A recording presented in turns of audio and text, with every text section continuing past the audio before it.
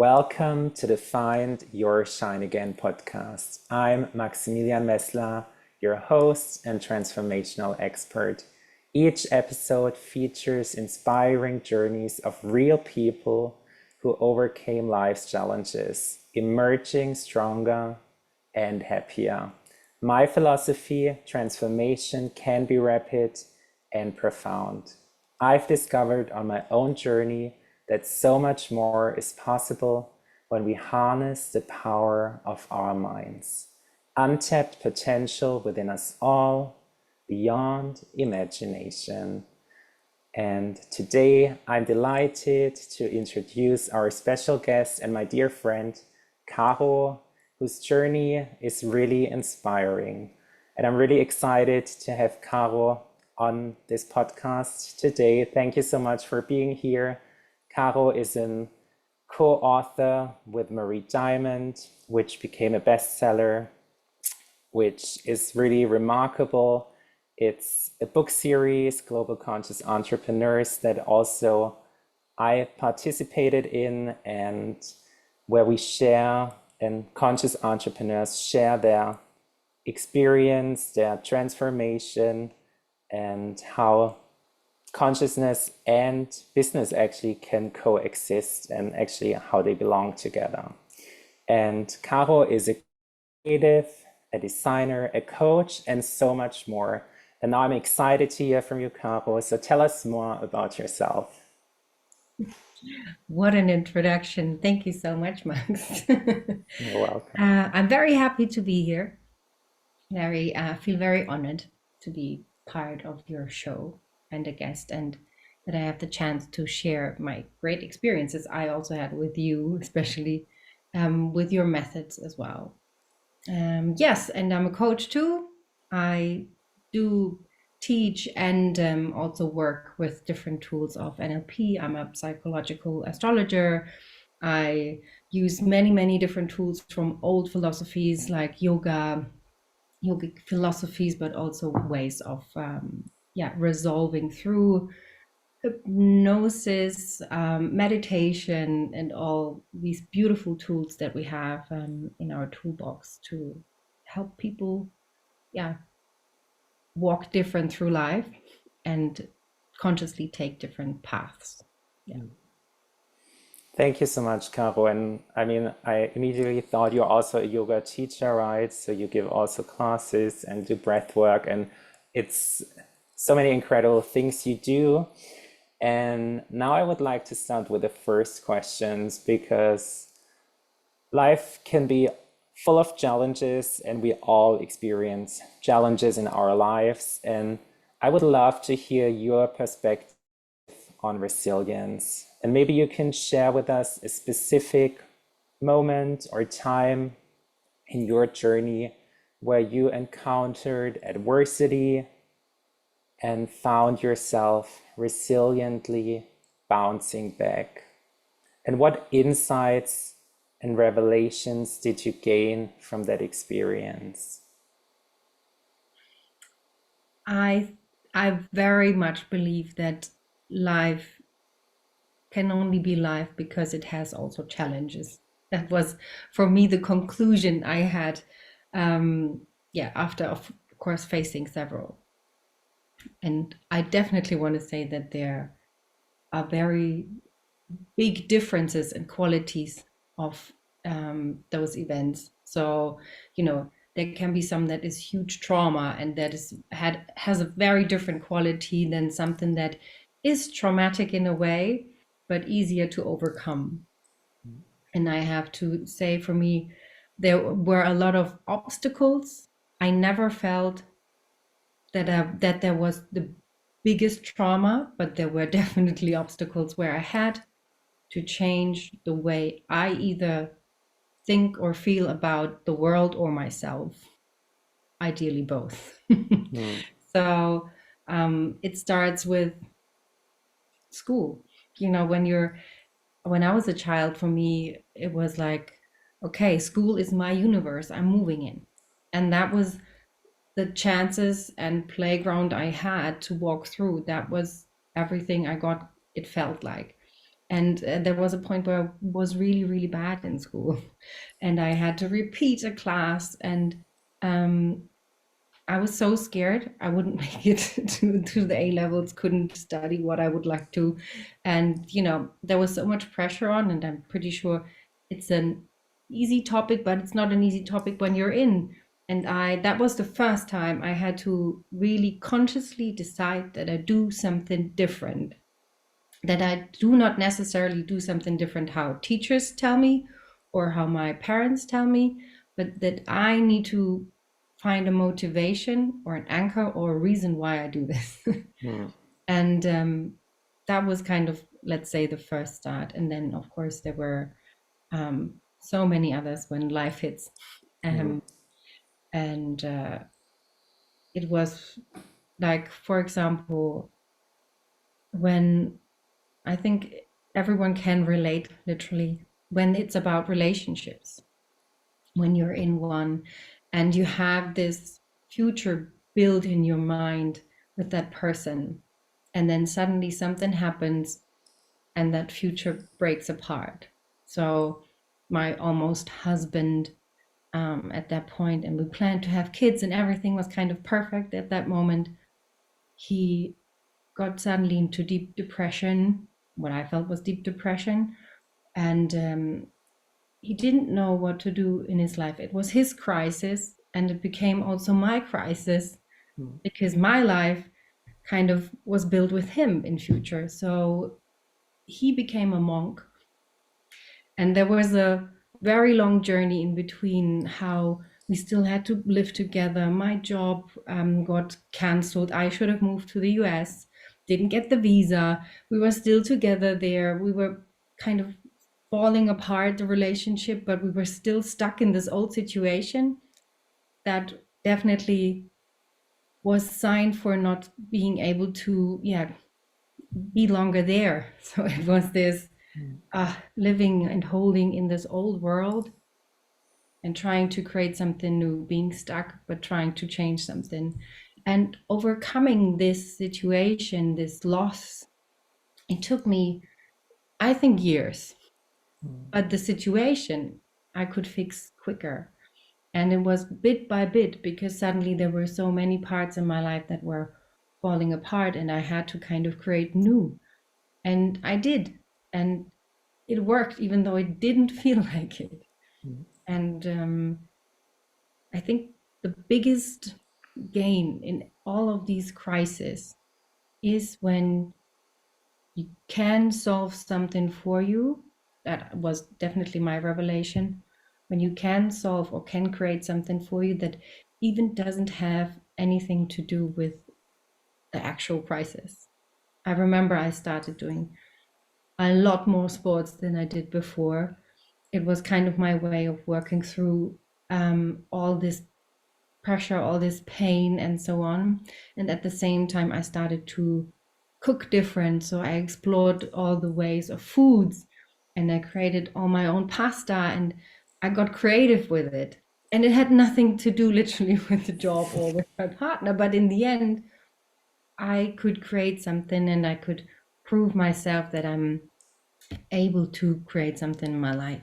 And from there, I could create all the other things. And I think that was one of these, situations again where you eventually cannot solve the problem itself for the moment, but you can improve or change or create more beauty in the other parts that are there to be created freely.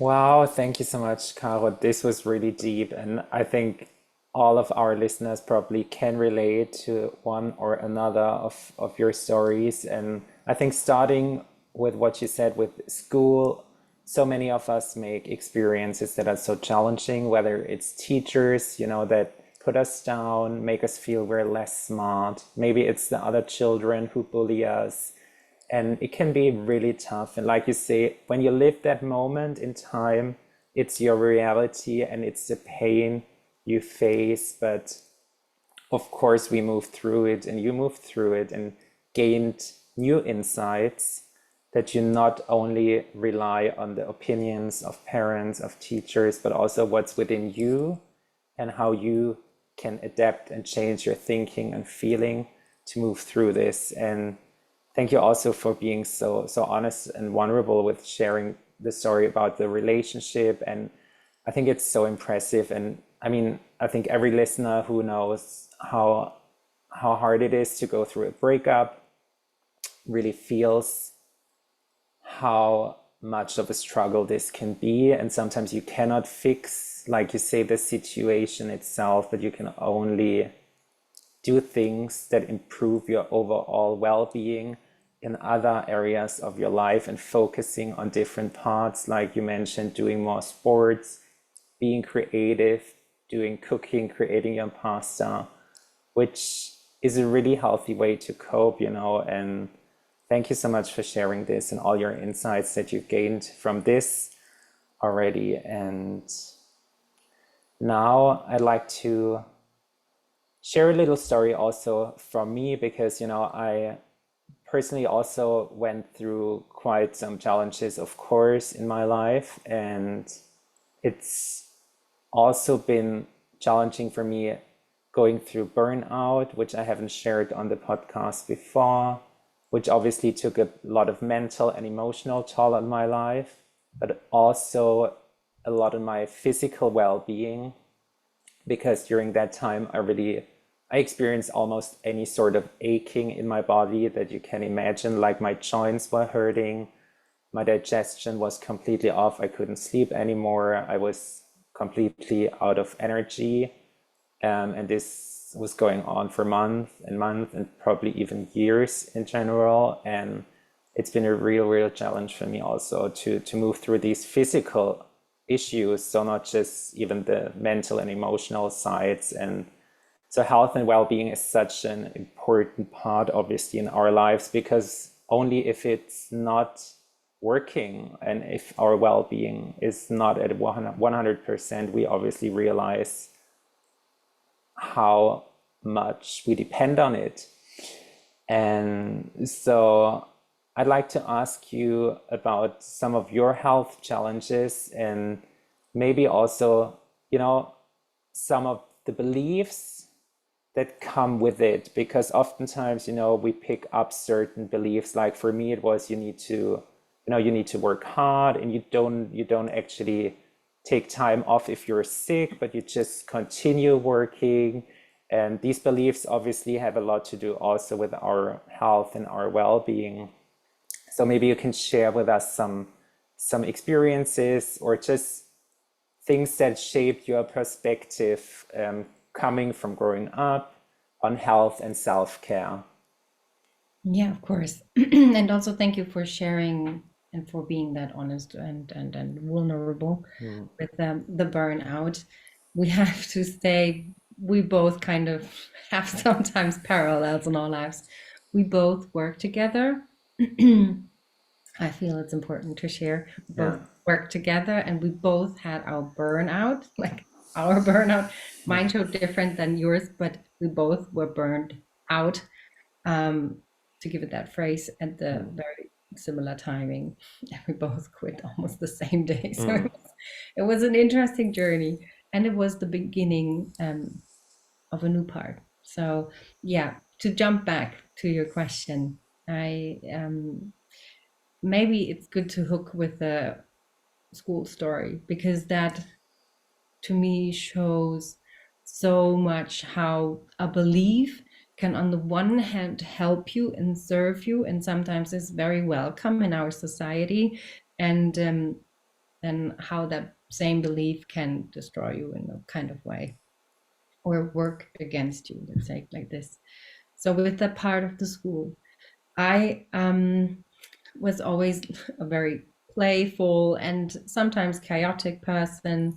I could get my stuff together and I could get sorted, but I didn't necessarily always have the feeling I have to do that on a constant. So when I had to repeat a class, I had to make changes, and to me, I created a belief that said, on the one hand, you can only focus on one thing, which is good, but it's not good if you think it's one thing for months or a year. You miss life in that sense because you're only focusing on one thing. My focus was to get good again in school, to learn the things that apparently I wasn't capable to learn on my own, and some teachers weren't capable to kind of communicate the way I needed it to understand it. That's very often the communication thing. So that was the one belief, and the other belief is, and that was definitely something I've heard, I'm pretty sure, in childhood, not necessarily from my parents, but from, I would say, the surrounding, what movies tell you. I would never underestimate what social media, movies, and so on tell you, because that American flavor, I would say, you have to work hard, no pain, no gain. That was something, this kind of superhero mission to become really, really good at something, I felt drawn to. So I decided I want to become my school superhero. And I learned really hard. I worked really hard and I focused only on one thing, and that was school. So I was at the age where I could party, but I didn't party much anymore. I was literally working and literally learning all the time. The great thing was I got really good at school. And even in math, which was my absolute nightmare, I was writing the best A levels of the course. so Yes. so that was, there is a truth in it, but only in a special dose. How it is. And that same belief brought me through design school. I was just working, literally just working. I was the best pupil in our student, and I got the best finals. Okay, great. I competed a lot. I won. Then fast forward, let's say around 14 years later, after finishing studies, I found myself in a meeting room, my body shaking, absolutely, absolutely disoriented in terms of what is happening and what can I do to be normal again. This desperation, this, I have to go, I have to move, I have to do what I can do good.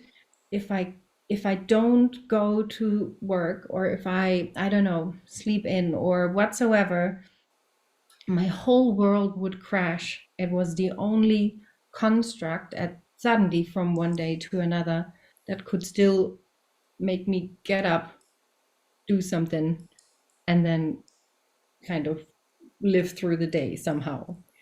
And I remember sitting in front of the computer, and suddenly again a panic attack catched me, and my whole body was shaking, and I was just like, hopefully nobody sees me. Like, it was this, oh, hopefully someone sees that, But on the other hand, it was still this, no, I'm the strong one, I came so far. I'm the leader. I'm this, I'm that. I was a leader at that point, literally in my position. And it was all these things that kind of took its toll at that point. And then I found myself in this, you call it, I think, functional depression. It's where it was even harder because people, or not harder, but I felt it was really confusing because people think of depression and burnout that you cannot move anymore, which happens to a lot of people because you're literally stuck. Your body doesn't want to move anymore. My survival mode at that moment was to do that, to kind of do that automation, because there was the only thing left that kind of gave any kind of structure to myself, to my brain, to my body. I couldn't sleep. I had all these issues you said, and that was literally where this no pain, no gain, and you have to focus on one thing, always work really hard, and so on. Yeah, changed everything because there wasn't anything to gain anymore in that direction and everything to gain in the other direction. Wow, Caro, that's yeah, that's just. I think it's so important what you mentioned also about the functional depression.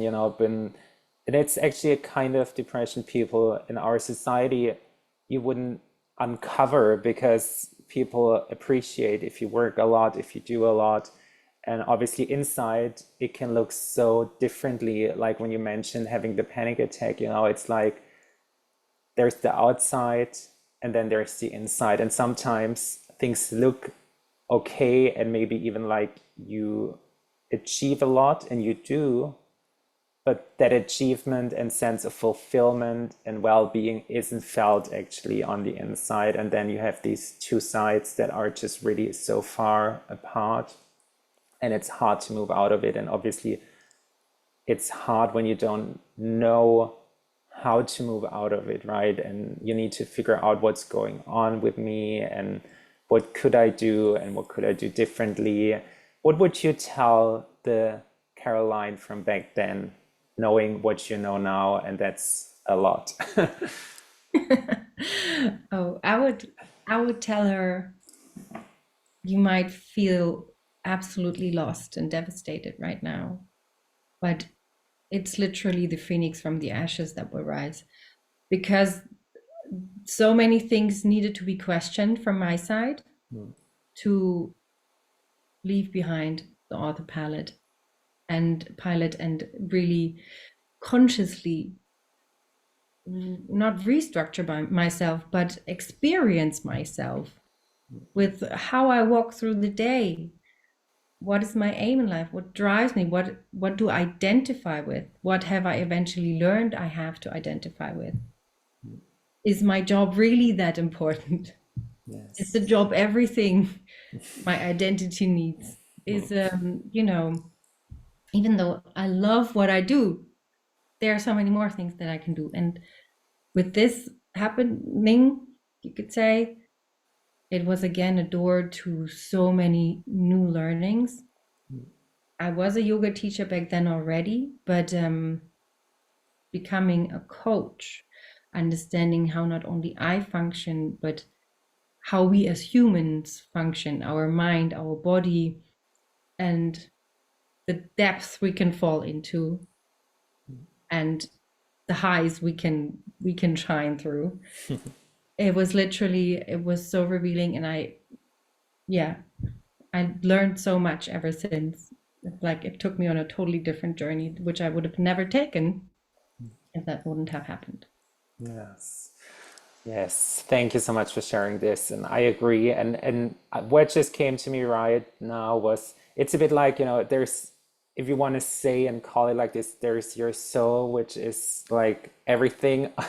And then there's the identity and the life you created by the way we've been raised, the way society showed us how to live, and the self identity we create and build ourselves. But then there's more inside of you, and you are blocked actually in that sometimes very limited version of yourself, and it cracks open. And it cracks open in difficult ways very often. So, what you gain from it is insight, and that there's so much more to you than what you actually believed and you maybe never would have experienced. That's what I can say for myself as well. How would you feel about that? Absolutely. It's like it's almost how can I say, it's very ironic because as a creative, you would always, as a designer, which we both were back then, you have to always have a new perspective on things. Otherwise, you're just recreating the same all over again. And literally to kind of become again the designer of my life very consciously and see there are so many more perspectives to gain and to live from. and to experience things from, and therefore create something new out of it you would have never even considered or even known about, or see the world like, that, you know, these doors wouldn't open if things like suffering or huge motivation very much depends on us and you know, what's happening, that we're willing to look through different glasses and literally, yeah, view the world differently. Yeah. Wow, that's so powerful. I love that. And Caro, so talking about health challenges, and so I'm interested because you turned on having an RTT session also to work on these topics. What was a pivotal moment when you decided to actually go for it and do an RTT session? And can you also share if you had maybe some doubts or some reservations on working with it?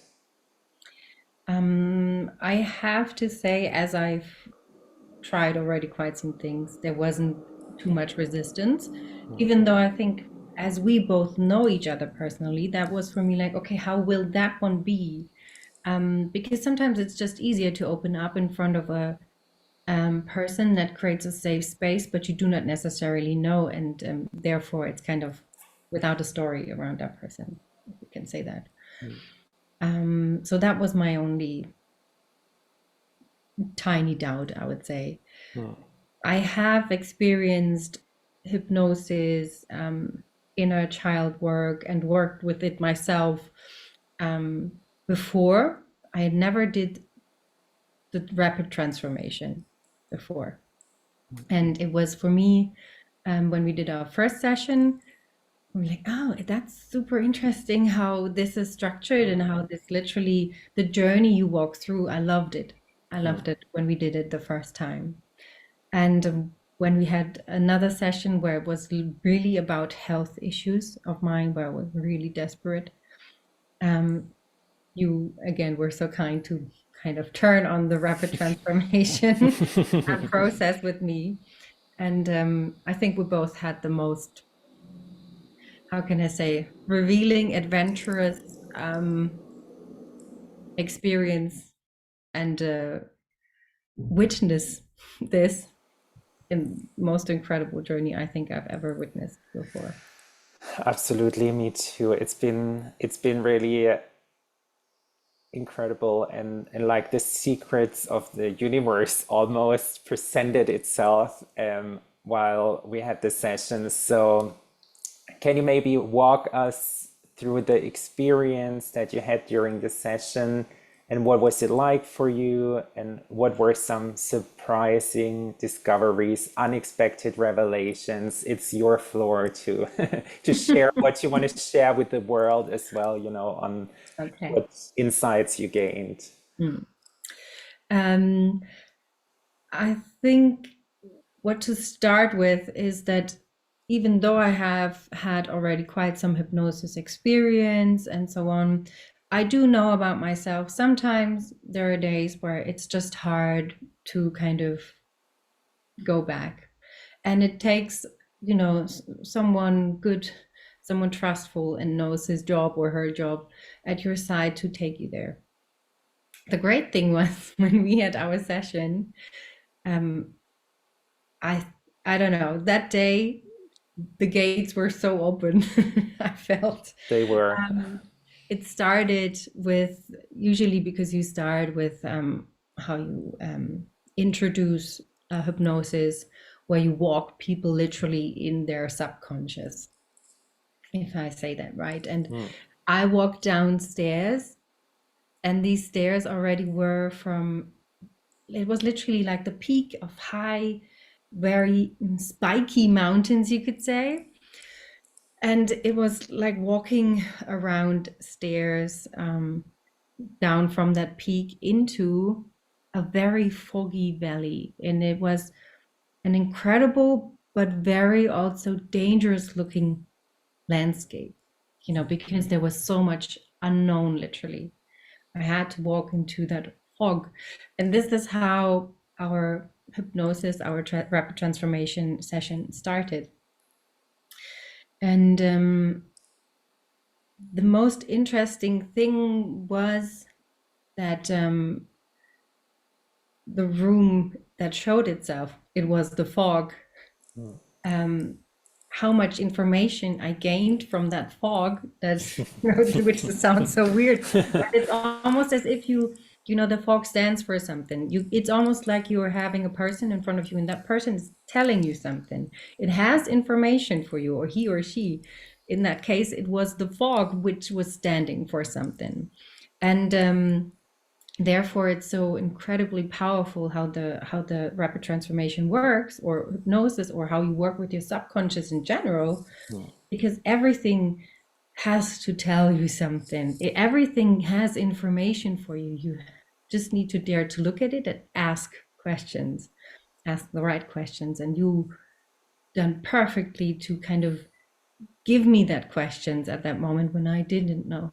But I had the answers, or let's say my subconscious, because that information is just there. It's just, as I said, as if you're talking to a person and you ask that person and that person gives you an answer. And yeah, from there we explored a lot about this, because I was really having bad health issues for 1.5 years already. And it got really bad. Like sometimes I couldn't walk, I couldn't do so many things. There were so many issues with my body, and the doctors, there was obviously there was something, but they always tried to put a plaster on it, but they never really helped me to connect it all, because I was 100% sure it's all connected. I have that pain now because my body's already weak there, or it's like the whole body was in disbalance. And that fog was guiding us literally to the first scene, where we were like, okay, what is it? It tries to keep me here, to keep me safe. I remember that, and it was like, but it's not a good safe, it's a trap almost. It's like it communicates to me, it wants to keep me safe, to not move there, to not do this, to not find a goal or aim to walk through or walk to, but rather keep me in this cloudy cloudy situation, you would say, which could be also comfortable because there's nothing then to do. That was the communication I got from, let's say, Mr. Fogg. But I realized, no, it's a trap. It's not a good lean back, relax. It's not something that will make things better. It's rather something that creates a very, very risky comfort zone that pulls me down more, in the sense. And then we kind of traveled further. You brought me to another situation. And the crazy thing was that as we were both kind of very open, which is like, I want to find the root of the problem. Yes. We didn't travel like you usually do, to a childhood memory again, or when you were 16, and then maybe back when you're 7. But our travels literally went to another life. That was, and it was so clear. It was just, it was just not this life. It was a very different surrounding. It was a very different scene. I knew I was that person, but it's not me, Caro. It's someone else. And at that point, I was thinking like, okay, do we want to travel down that very spiritual road? Or is it something my brain wants to make up? My creative brain wants to make up. And then I realized at the same moment that it doesn't matter if I believe in something bigger, or if that is just something my brain makes up, because so or so it will bring me to the root cause, and it is my universe, my experience. It is my life, is my experience. So it doesn't matter if it's the truth for the whole world or if it's just the truth for my little world. And then, with this situation, it was a very dramatic situation, you could say. And with that situation, I was really like, okay, I can feel the pain of that person so much. And we were both like, okay, tears were running down. I remember my face, but at the same time, I could feel the emotions of that person and this incredible pain. But at the same time, I knew it's not me anymore. It is that situation. That situation is kind of running through me, playing through me to reveal something. And again, there was, I call him now Mr. Fogg, and it was very dark back then. And it was a life or death decision. And this was the situation, more or less, how the conspiracy, you could say, or the deal was done. It was always feeling like a deal. The deal was done that this dark side, the shadow side, Mr. Fogg, however you want to call it, offers me that deal, and I take it because it's a life or death decision, and that's why it comes back in this life and now kind of takes advantage of me because it wants to, have back what it once gave me. And then we traveled further because we knew, okay, that was when the deal started, or eventually a situation where again a deal was made that was a bit of a nasty deal. Definitely in the end it doesn't have the win, but a bigger loss eventually, or definitely feels like it. And then we traveled back, and that was then super crazy because it was clear again, and I was like, okay, let's look at it. If that is there, let's be open for that idea, because it was, Max asked me, where are you now? And like, I'm beyond time and space.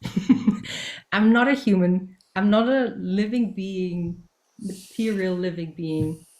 I'm literally there where it all begins. And I don't know how to explain it. It's just it's not it wasn't a very miraculous situation. It was more like, okay, now I'm here, and there's parts of energy. These parts of energy kind of created, how can I say, a setting, or something bigger created that setting, and all of this energy was divided in different parts. So everyone kind of got a role in that play that was about to start. And there was one very lightful, we would say positive part. And then there was another one, almost like a big string, like a big wire of energy. And then there was another part that got the role of being what we would say negative or shadow. And I could see and feel that this part was light. It was light in its very beginning.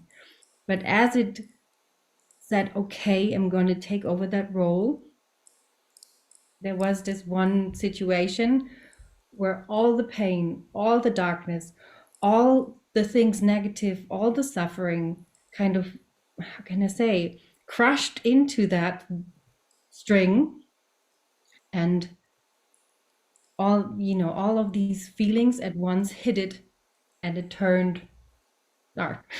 It turned into that shadow part, and it was almost like two strings running parallel and into each other, and they have to be together to create the whole. And there were endless strings like that. And it was so crazy to witness this, because it doesn't matter again if that is the origin of, I don't know, this universe, or if that is my subconscious telling me that there is nothing bad in general. Um, but there is this construction that needs to happen to make life experienceable. And yeah, that was just, it was so crazy. I remember us both being witnessing this situation, like you were asking like, and what is happening? And describe it now more. It's like, it's this and it's this. We were both almost like watching a movie, or you know, it was incredible because I had so many doubts in my conscious, my conscious head, in my conscious mind, thinking like, this is crazy, or this is like okay, but it was so clear, and it was so without a shadow of a doubt. It was so how can I say? It brought it all together, and the I think most incredible experience about it was that the feeling I had once Mr. Fogg, that part of me, realized that he's never, or she, or it has never been negative, the dark side, the shadow. That was maybe its mission to a certain point, but that mission is over because now it realized where it came from, its true origin, that it is light, that it is love, that it is whatever we call positive in the end. And it needed to, or it kind of sacrificed itself to play that role in that play, to make life experienceable. I don't know if that word exists, experienceable. But yeah. So, and with this knowing, with this revelation, I don't know how to explain it, but there was like such a big, gigantic, I don't know, yeah, button pressed, and everything changed, the perspective, everything, how life can be understood on a deeper level, because it was something I eventually wished for in my conscious, but it was a revelation deep down to every cell, I would say. And that makes the difference. Not only understanding and knowing, be like, yeah, that makes sense. But it was literally like, I felt it in every cell, and I felt how that shadow part of mine realized that and could let go of that role. Yeah, I don't know how to explain it different. But that was crazy. And the emotion that kind of waved through me, into me, I only had once before, in a very astonishing meditation where I felt like, okay, now I believe that there is something higher. Because I, not like my husband or former almost husband, never really had a strong religious belief or whatever. So there was a moment where, again, this kind of higher power, however you want to call it, the universe inside of me or outside of me or both, kind of yeah, rushed through me. And you were like, and now you see all the light, and I'm like, Max, I feel it all over. I don't even have to do a visualization anymore. It's just like, it's so crazy that what took through my body, you could say the Kundalini, whatever you want to call it, it was just a very awakening moment.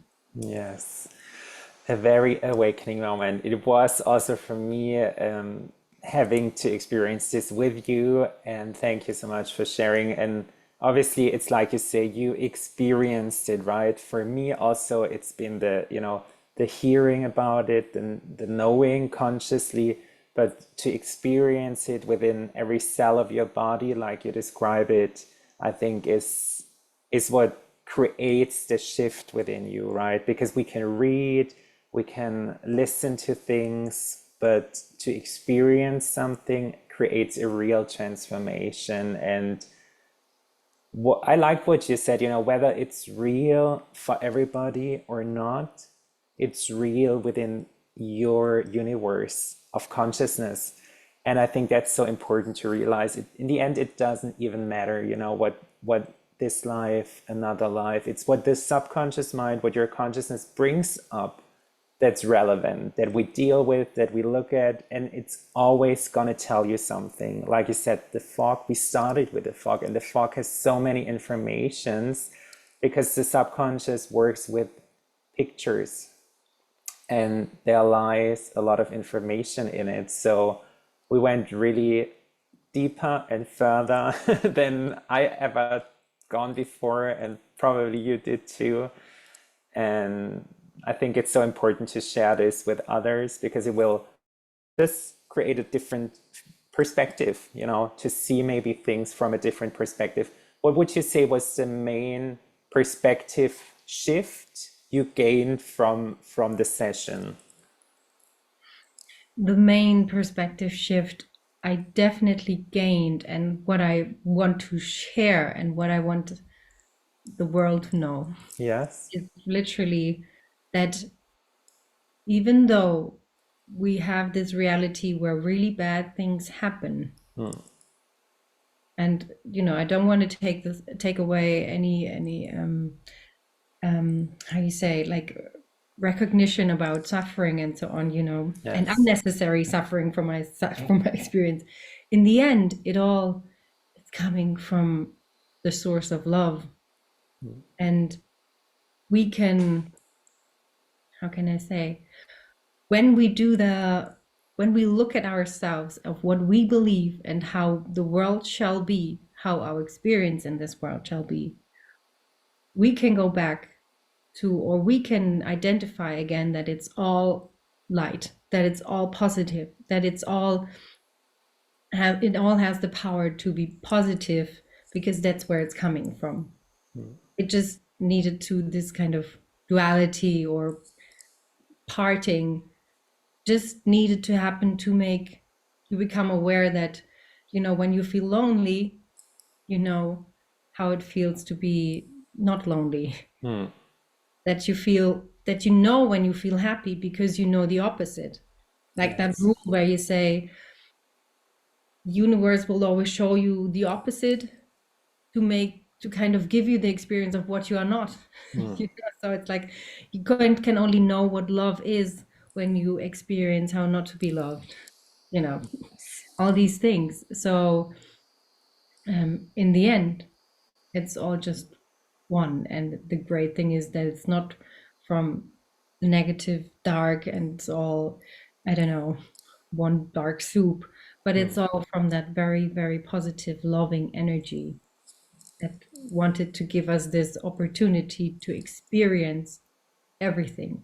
And we can now reveal for ourselves that all the negative, especially the negative things we create within ourselves that have immense power, we so often don't see, we so often can't believe that we have that power, that this can be turned into something good, because it is in the end something, what we would say, perceive as good.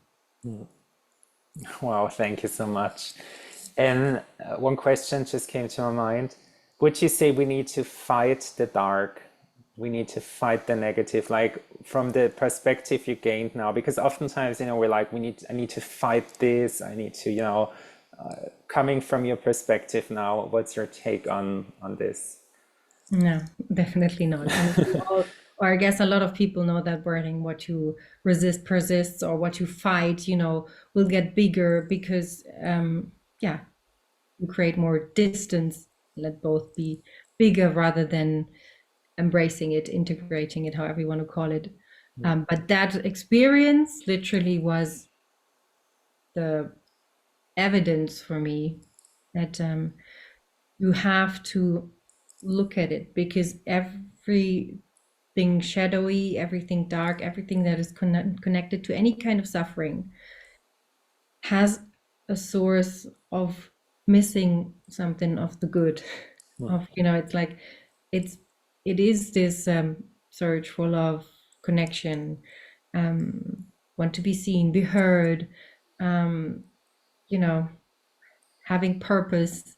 It's all these things, all these things we seek, and yeah, it doesn't matter if it's illness or if it's an enemy. I'm pretty sure it all has, or that was definitely my conclusion, for me, undoubtable at the moment. Conclusion that it all has this source of wanting to be loved, wanting to be seen, wanting to be embraced, hugged, and therefore transformed. That's so powerful. I mean, I got goosebumps several times during this session, and maybe some of our listeners will too, because I think it's a knowing. You will feel if it resonates with you, and otherwise you can just consciously, just take it in and let it sink in, whatever you might believe or not. It's definitely expanding the perspective on how to see the world and how to see also negative experiences in our lives. Then also what I found was, like you described, the part who became dark and shadowy was light, is light in its core, and the pain and suffering it took on to play this role, to play the villain, to play the dark side, to create this experience of existence where we can only feel connectedness and love by knowing how it feels to be disconnected and alone. It shows us and it teaches us something. And actually, it even evoked the feeling of, actually, I want to say thank you for taking on this heavy role, because it's a really obviously heavy role to play, this negative part, and it actually wants to heal and wants to be seen and heard, and only by integrating it, bringing it together, creating the wholeness, we can then transform it and bring back the knowing that it's actually also the light that just forgot it played the role of the dark side. How would you say is is what I've Totally, just described? Yeah. totally. Yeah, I'd agree 100%. It's this wrong identification or misidentification, how we always do. Like I said, I identified too much with my job, or I just identified via this instead of this, and this. Um, you can almost put it on that Mr. Ford. Because, yeah, that element, that energy, that motion was put into that role, knowing it was it, and then forgetting about it. And I think it's literally a very good picture to a lot of happenings in micro and macro in this world.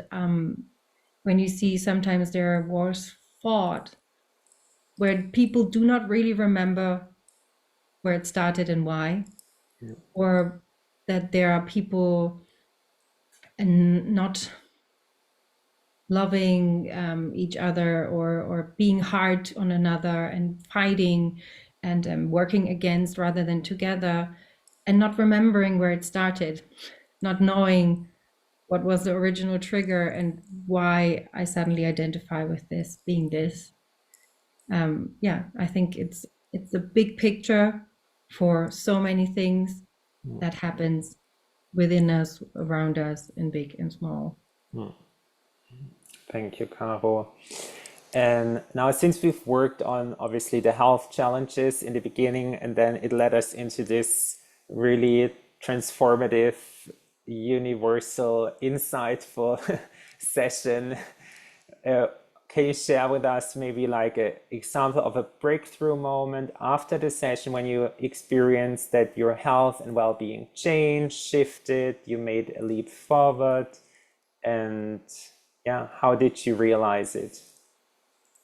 The great thing was, or I experienced it as a great thing, that this revelation, the quick it happened, if you compare Hmm. to, how long the suffering was, um, the healing started. And I have to say, I'm a very critical person. I very often, doubt things. I'm like, yeah, sure. And I'm like, okay, let's see. Even though it was such a incredible, impactful session, I was like, okay, let's see. Mm. But I think um, it's good to have both perspectives, because I can check with my doubter, Yeah. with, Yes. with the critic, um, and with the one that wants to believe it, be like, yeah, okay, look from that perspective. Okay, let's see what's happening. Mm. And I have to say, I'm so much better. I'm so much better. It was just like then suddenly not only my body had released so much of these heavy weights of, I don't know, disbalance. Mm. um, I found more and more the right people that were adding a little ingredient to my healing. I suddenly had this and this doctor, or this and this occasion. I had that and that capacity again, so I could do this and this where I know this helps. So Mm. for example, I couldn't move for a long time because I had so many torn tissues in my body that I couldn't run, that I barely could do yoga the way I would love to. I could do the breathing, but moving my body in a way that was always healing for me, I couldn't do. And then suddenly, with my tissues healing, I could move again. Mm. And I could move again to an extent where it kind of multiplied the healing. So, Yes. it was, this was just an incredible upward, or is an incredible upward spiral.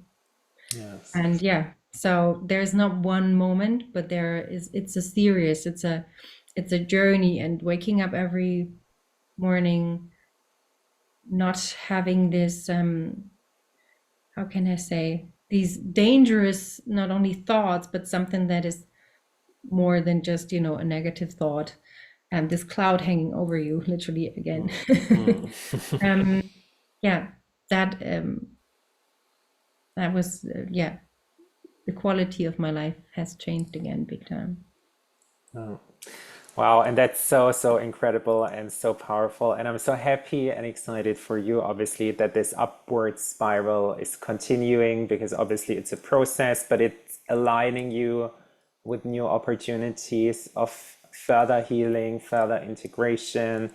And I believe always, life wants to help us, and the intelligence of our bodies, of the bigger picture, we're integrated in, wants us actually to thrive. It's like, when you look into nature, it's this thriving environment when the circumstances are right, obviously. And sometimes we need to create this shift within our internal circumstances so the external can then step in and do the healing, because all healing basically is self-healing, but we need to have the right environment to foster the best of it. And what parts would you say in your health and well-being changed? You mentioned the movements. What else would you say did improve? um I had a lot of hormonal issues, where everything, like I said, the main parts, the main functions, which also speak a lot about emotion, thinking, mindset, that they had have a main influence on it. Mm. They were out of balance, and I had deep, dark thoughts. Yeah, which I can't even describe. They were way worse than I ever experienced them in burnout. It was very critical, and I knew it's not my brain or my thinking only. There's so much that is shifting in different directions, and that going back into balance, Mm. that took away these very, very deep, dark thoughts. And from there, even though you have pain in your body, or you might be ill, or whatever it is, and is not perfect, you can handle it way differently. And taking away that dark, dark cloud in the head, I would say, because I know a lot of coaching tools. I was coached, and I know. even though there was a certain way that my mind only, or coaching only, I could do for myself, wouldn't serve that bigger issue. So yeah, that cloud going away, that was the main game changer, because Yeah. everything else is handled way easier if your mind is in a good position, or where you see possibility, where not only in survival, or not even survival anymore, but feeling like dead inside. So yeah, that does the change, or did the change big time. Wow, thank you. Thank you so much for sharing this, Caro. And the mind is so powerful. And that's why I also, wanted to do this podcast to share the incredible power that's within all of us. And it's really powerful, to seek and go to a person that can help you, because, I myself still do coaching and still use RTT on myself, like working with others to continue, to resolve things. And it's powerful to do this. And once you experience how powerful it can be, I think you just want to share this message, because you want to feel that others can be empowered too, and live a life that's more at ease and less in disbalance, whether it's physically, mentally, emotionally, spiritually, even, like with your session, it expanded even beyond just the physical and the mental state. But yeah, it's just really, really empowering. And what would you say, have you experienced other areas of your life being impacted by that session we did, which was mainly obviously on the physical health parts?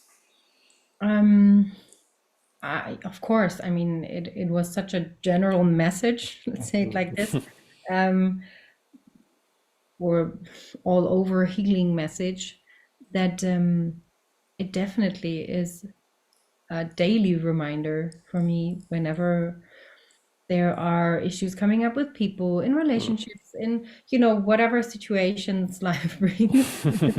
um yeah, that this idea, this perspective serves so well, that gives you more empathy for oneself, for the worth of yourself and others. It's just this yeah, how can I say, it's loving you. And I think it always helps to get a different reaction back, it to get a different resonance back, cause and effect. It makes Absolutely. Yeah. And how did you keep momentum? You had the profound insights and experience during the session, but how did you keep the momentum after it? you remember, I was like, okay, I need to draw this. I don't know why, but I Yes. very rarely have that input, right, like recent years. But I was literally like, okay, before we do the final part of the session, give me a few minutes and I need to draw this. And I've been drawing it, and it's ever since in the part of my room. And yeah, just reminding me of this. It's weaving together and it's resolving. And I also wrote down, yeah, kind of, how can you say? Some people may say it's channeled. I wrote down words that literally came to explain it. That the fog, you know, the identity of the frog was the wrong identity, took over the identity. Da, da, da, da, da. Mm. So I wrote that down, tried to keep my mind empty, tried to not interfere with whatever ever came, if it's right or wrong, or if there needs to be a comma or not, you know. So I was literally like, it was just, I was just writing it down. And I read that every, yeah, latest few days. And I, of course, have your meditation, which Mm. we always done for the sessions. And well, I thought that sessions before it was always very helpful because repetition deepens, you know, everything in the brain. Mm. We all know that. So neurologically, it is a very great tool. And I, yeah, always listen to that meditation, and I still do, Mm. even though I think I'm long past the official deadline in terms of, you know, when you have to hear it. But it has just become a very good memo of that very special, yeah, prevalence, yeah, everything situation. Wow, I love this. And like when you mentioned it, right, I remembered, of course, you draw and you wrote the things down, which was so powerful and which also made this session really a different session. So we still applied all the RTT tools, all the structures, but still it was obviously out of the box this time. And I mean, being creative like you are, like I am, it allowed us obviously also to open our minds towards these new perspectives and experiences. And I'm really grateful also for you being open to trying it and trusting in me, obviously, as well. Um, Especially not really knowing where it goes, you need to trust a lot. And so also I want to say thank you at this point. Yeah, big thank you to you. I mean, I've said it often, but I can't say it often enough because, as I said, I tried a lot of tools.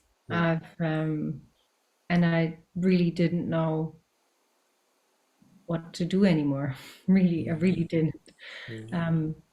So yeah, and that had such an immense power, and us both being open to whatever brings it up, it brings up, you know. Um, yeah, I think opened up this possibility of this incredible experience. Yeah, Yes, yeah. great. So, Caroline, we're about to wrap it up. And at the end of my show, I always ask for three takeaways you want to leave the audience with. So, maybe you can share three key insights, strategies, tools, just whatever you want to share with the audience who might be facing challenges, whether physically or on other areas of their life and their path to well-being. Can you share the three key takeaways you would like to leave the audience with, please? So the first, of course, key takeaway is that there literally is always light. There is light in the dark. The dark is the light. So the view of perspective and helping also that dark part. Eventually, you have the power to change that and let it view the light it really is, or he or her, or you know, if it's a part of yours or if it's someone or a situation. And the other takeaway definitely is for me that be open in terms of don't put a no in terms of this cannot be happen or this cannot be viewed. Allow the perspectives to come because your mind will always put things in a logical order that it makes sense for you at some point if you let it happen. So be open to anything and yeah, put aside all the eventual beliefs of like, oh my God, I'm crazy, or what would people think, or you know, all these stamps and beliefs that society might judge us for, or we judge ourselves for. So yeah, silent the judge in those terms and be open. And the third one is that you have incredible power, and eventually you're lucky and you'll feel that power in this lifetime that you have. But just be aware that you are literally just pure power. Wow, thank you so much. I think that's been as powerful as this whole conversation with you today. I've had a lot of joy. Yeah, I'm really grateful that you shared all your experiences with me, with the audience, to empower also others. And yeah, any last words you would like to say before we close? Again, just that I'm really, really grateful to share this part of the journey again with you. And yeah, that I hope, or I feel that the solution to so many problems of the world lies in consciously looking at it. And I think if we'd all do that, and if we'd all allow to shift perspective on ourselves, and want to learn about ourselves and the other, this world is truly a beautiful experience. Thank you so much, Caro. And for everybody who's listening, please follow and share this if you found it valuable. And now I want to say thank you for tuning in to the Find Your Shine Again podcast. And remember, no matter what challenges you face, you have the power within you to overcome adversity and live the life of your dreams.